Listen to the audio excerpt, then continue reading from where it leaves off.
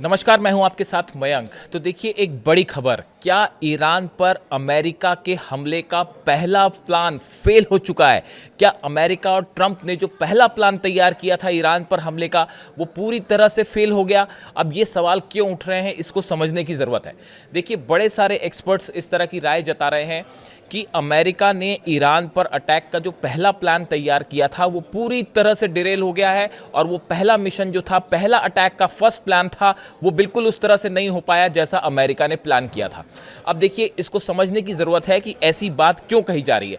आप देखिए, पिछले कई दिनों से डोनाल्ड ट्रंप ये कह रहे हैं कि हम मदद भेज रहे हैं, हम हमला कर देंगे, लेकिन ये हमले नहीं हो पाए। इसकी क्या वजह है? पहली बात जो इसमें सबसे पहला पॉइंट है वो समझिए।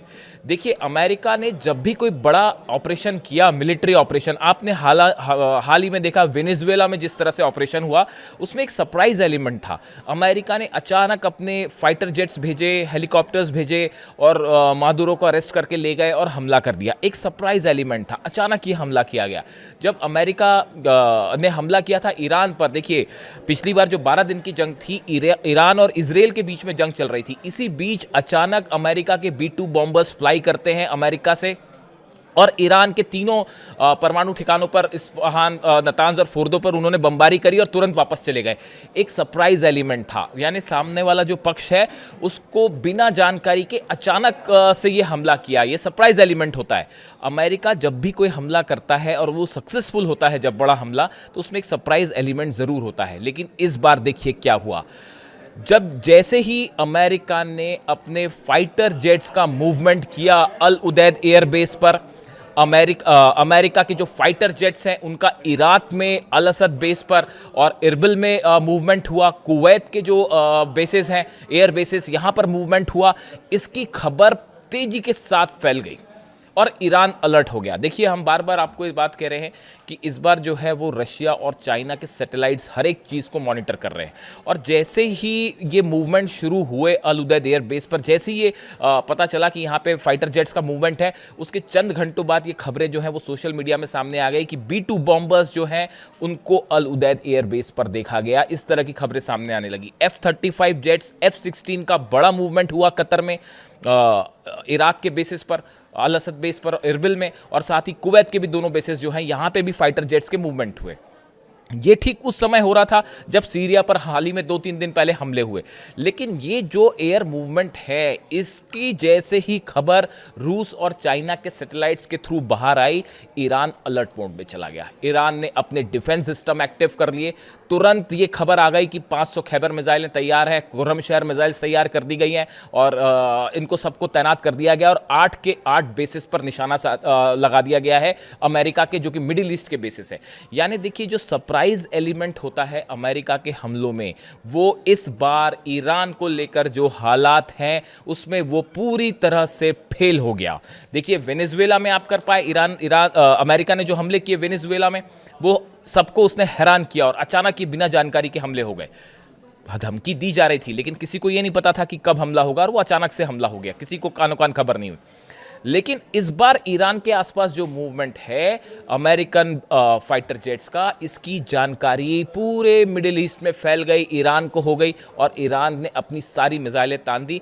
ईरान के जितने कमांडर्स हैं, चाहे एयरफोर्स चीफ हो, चाहे खामेनी साहब के एडवाइजर्स हो, या फिर उनके संसद के प्रमुख हो, सब ने सीधी चेतावनी दे डाली कि अगर एक भी हमारे ऊपर स्ट्राइक हुई तो 8 के 8 अमेरिकी जो बेसेस हैं उस पर सीधा हमारी मिसाइलों की बरसात हो जाएगी, और इजराइल का क्या होगा आप देखो। तो उसके बाद जो है, ये जो एक सरप्राइज एलिमेंट, एक जो जानकारी को छुपा के रख के अचानक अटैक करता है अमेरिका, ये वाला जो प्लान था वो इस हमले में संभव नहीं हो पाया, और इसीलिए कहा जा रहा है कि जो पहला प्लान था वो बुरी तरह से नाकाम उसमें अमेरिका साबित हुआ। जो सरप्राइज एलिमेंट था, देखिए एक बड़ी बात और है, अमेरिका का, मैं पिछले वीडियो में भी बता चुका हूं, अमेरिका का कोई भी एयरक्राफ्ट कैरियर जो होता है वो अभी आसपास नहीं है। ना अब्राहम लिंकन है, ना हैरी एस ट्रूमन है।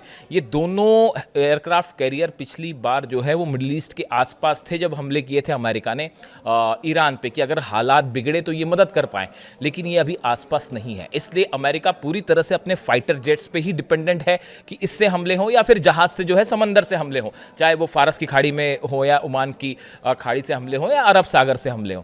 तो अब देखिए मामला ये है कि ये जो फाइटर जेट्स का सरप्राइज अटैक का एलिमेंट था वो इस बार फेल कर दिया, और इसमें रूस और चीन की बड़ी भूमिका है। हर जानकारी ईरान तक पहुंच गई।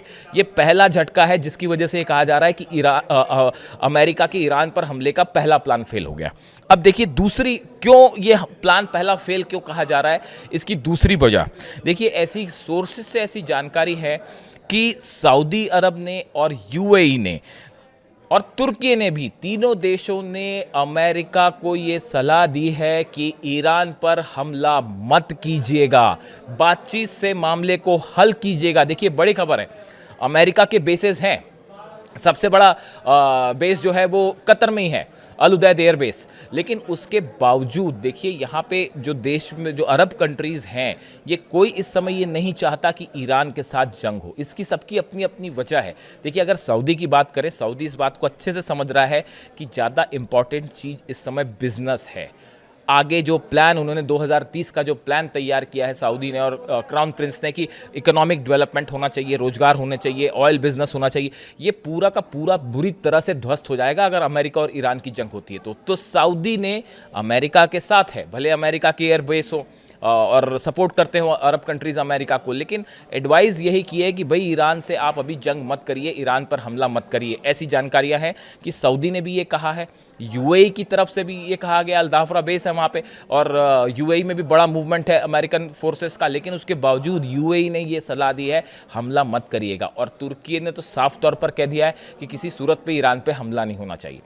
यानी देखिए कई सारे अलाइज जो अरब कंट्रीज़ के हैं अमेरिका के, वो ये नहीं चाहते कि ईरान पर हमला किया जाए। अगर ईरान पर हमला होता है तो ये जंग पूरे मिडिल ईस्ट को जलाकर रख देगी और बहुत बड़े स्केल पर ये जंग होगी। ऐसा नहीं होगा कि ये सिर्फ अमेरिका और पिछली बार की तरह बॉम्बर्स आए, 3 न्यूक्लियर साइट्स पर हमला किया और वापस लौट गए, ऐसा कतई नहीं होगा। अरब देश भी एडवाइस कर रहे हैं ट्रंप को, हमला मत करिए।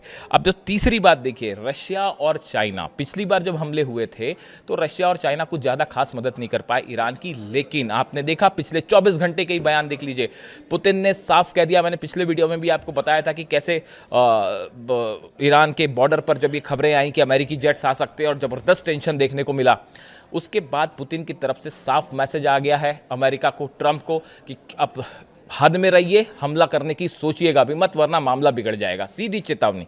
यानी रशिया इन्वॉल्व हो सकता है, खासकर वेनेजुएला के बाद, और चाइना की तरफ से भी, जिस तरह से ट्रंप ने कहा कि ईरान से व्यापार करने वाले देशों पर 25% टैरिफ लगेगा, उसके बाद चाइना इज ऑल्सो फ्यूरियस, वो भी गुस्से में है और उसने भी साफ ये संदेश दे दिया है कि किसी सूरत में ईरान पर हमला नहीं होना चाहिए, हम ईरान के साथ खड़े हैं। यानी देखिए अब बात सिर्फ ईरान की नहीं है, रूस और चाइना दोनों को सीधा चैलेंज किया है डोनाल्ड ट्रंप ने वेनेजुएला में, और उसके बाद अब ग्रीनलैंड को भी लेकर जो है वो नेटो वर्सेस पुतिन एकदम साफ साफ है, और पुतिन ने साफ कह दिया कि अगर नेटो कंट्रीज अमेरिका को सपोर्ट कर रही हैं ग्रीनलैंड के मामले में, तो आप समझिए कि फिर यूरोप को कोई नहीं बचा सकता। तो ये मामला सिर्फ ईरान और अमेरिका के बीच तक का नहीं है, अब रशिया और चाइना के लिए ईरान एक प्रेस्टीज इशू बन गया है कि हर हालत में ईरान की रक्षा की जाए। यानी ये एक और तीसरी बड़ी वजह जिसकी वजह से ये माना जा रहा है कि अभी तक डोनाल्ड ट्रंप ने अटैक नहीं किया और ये प्लान फेल क्यों हुआ। थर्ड पॉइंट, आप चौथा पॉइंट समझिए, कई सारे सोर्सेस से ये खबर है, आपको भी मिल जाएगी, जिसमें ये कहा गया है कि ये कहा जा रहा है कि इजराइल खुद अभी इस बात के लिए तैयार नहीं है कि अमेरिका ईरान पर हमला करे, क्योंकि होगा ये कि अगर अमेरिका के बॉम्बर्स ने हिट करते हैं ईरान को, उसका पहला नतीजा ये होगा कि इजराइल पर पिछली बार से कई गुना ज़्यादा बैलिस्टिक मिसाइल्स की बौछार हो जाएगी। और बताया जाता है इस बार तो 750 मिसाइल्स, इस तरह के बयान आए ईरान की तरफ से कि 750 मिसाइल्स तो सिर्फ तेल अवीव पे हम गिराएंगे। तो उसके बाद जो है एक बड़ा वर्ग इजराइल का ये सोचता है, थिंक टैंक्स जो हैं इजराइल के, वो ये सोचते हैं कि अभी इजराइल पूरी तरह से तैयार नहीं है इसको लेकर। और ये चौथी बड़ी बात है, शायद यही वजह है कि ये इस तरह की खबरें आई कि नेतन्याहू ने पुतिन के थ्रू ईरान को मैसेज भिजवाया कि भाई अभी हम जंग नहीं करना चाह रहे, अभी हम हमला नहीं करेंगे, शायद इसलिए कि इजराइल तैयार नहीं है। ये चौथी बड़ी वजह है कि कहा जा रहा है कि अमेरिका का हमले का जो फर्स्ट प्लान था वो कैसे फेल हो गया, हम आपको ये समझाने की कोशिश कर रहे हैं। पांचवी बड़ी बात, बड़े सारे डिफेंस एक्सपर्ट से मान के चलते हैं, और डिफेंस एक्सपर्ट का सवाल ही नहीं है। टाइम्स ऑफ इजराइल में अभी कुछ दिनों पहले की ये खबर थी जिसमें ये कहा गया कि इजराइल का जो मिसाइल डिफेंस सिस्टम है, चाहे आप आयरन डोम की बात कर लें, चाहे आप एरो की बात कर लें, पेट्रियट की बात कर लें, थार्ड जो दिया है अमेरिका ने उसकी बात कर लें, ये सारे जो सिस्टम्स हैं ये अभी फिर से तैयार नहीं हुए हैं किसी जंग को झेलने के लिए। पिछली बार जब ईरान की मिसाइल्स गिर रही थी उस समय ईरान की एक मिसाइल को रोकने के लिए इजराइल को अपनी तरफ से 20-20, 25-25 आयरन डोम्स की जो एंटी मिसाइल्स हैं वो फायर करनी पड़ रही थी।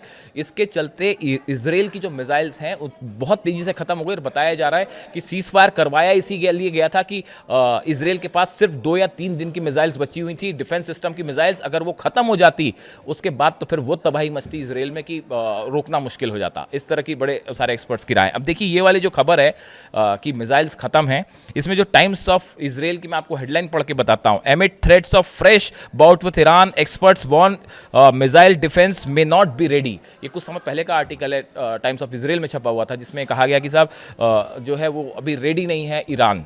और इसके साथ ही इस तरह की भी खबरें आई कि ईरान जो है वो हर साल 3000 मिसाइल बनाने के लिए को रेडी है और करीब इस स्पीड से मिसाइल्स बन रहे हैं कि हर साल 3000 मिसाइल्स ईरान बना के तैयार कर ले, बैलिस्टिक मिसाइल। यानी ये संख्या बहुत ज़्यादा है। और 12 दिन की जंग के बाद से जो ईरान की तरफ से बयान आया कि जितने मिसाइल लॉन्च पैड तबाह हुए थे वो सब खड़े कर लिए गए हैं फिर से, और 3000 मिसाइल्स बनाना एक बड़ा आंकड़ा है। देखिए यूरोपियन इंटेलिजेंस एजेंसीज ने कहा था कि चाइना से बड़े पैमाने पर जो है वो सोडियम परक्लोरेट जो है वो बंदर अब्बास पोर्ट पर भेजा गया है। सोडियम परक्लोरेट वो चीज़ होती है जिसका इस्तेमाल जो है डायरेक्टली तो नहीं, लेकिन उसको फिर उसमें कुछ केमिकल चेंजेस करके इसका इस्तेमाल मिसाइल के सॉलिड फ्यूल बनाने में किया जा सकता है। और 2000 टन सोडियम परक्लोरेट जो है वो भेजा गया, ऐसा यूरोपियन इंटेलिजेंस एजेंसीज ने बताया था। ये वो 4-5 बड़ी वजह हैं जिसके कारण अभी तक ट्रंप ईरान पर हमला करने की हिम्मत नहीं कर पाए।